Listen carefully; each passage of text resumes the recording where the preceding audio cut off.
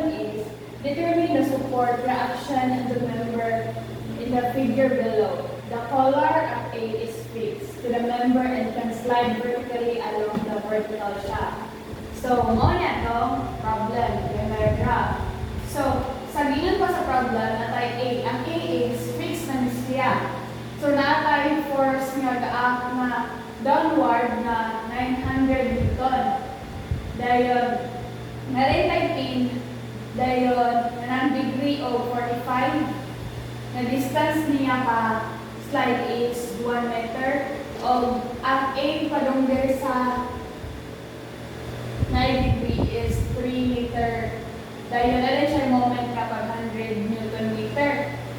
So, first, ang buhaton nato is mag-summation of fx para makuha nato ang x. Kay ang pin is na siya duha ka support. Kung pin ang i-given, na siya duha ka support. So, atong gamiton is b man siya. So, atong gamiton is b.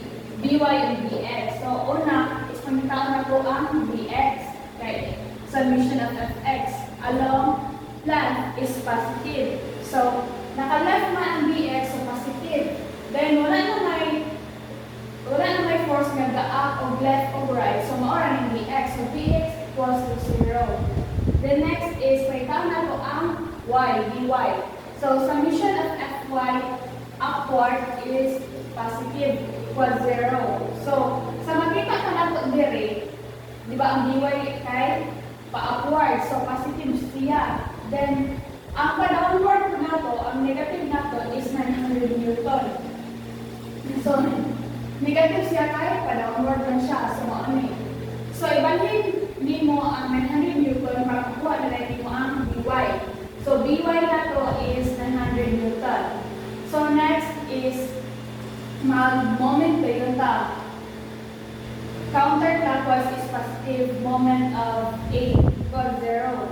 So, first is 900 pag downward na 900 Newton along ganun muna sa A. So, pa-clockwise man siya. So, negative siya. Negative. Then, ang distance niya is 1.5. So, negative 900 times 1.5 na distance. Then, the next is natay moment na 500 Newton meter daan. So, siya, negative siya kaya pa-clockwise siya. The next is positive 900. So, nakuha ang 900. Ang nakuha sa 900 is kana pabiway na ito pa-clockwise. So, positive siya. So, naan naman tayo value sa by. So, ato na lang tayo i-copy ang by para masolve na ito ang moment of A.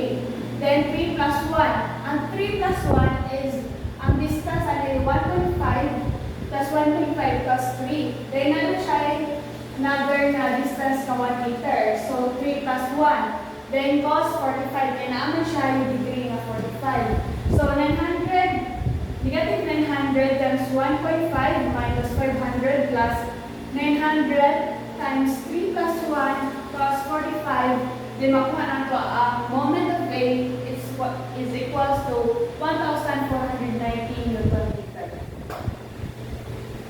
So, any question? So, nabis ka mo for why man na i-add din sa mga ang 900 Newton ang dy? Okay. So, ano na-add ang 900 Newton niya sa dy?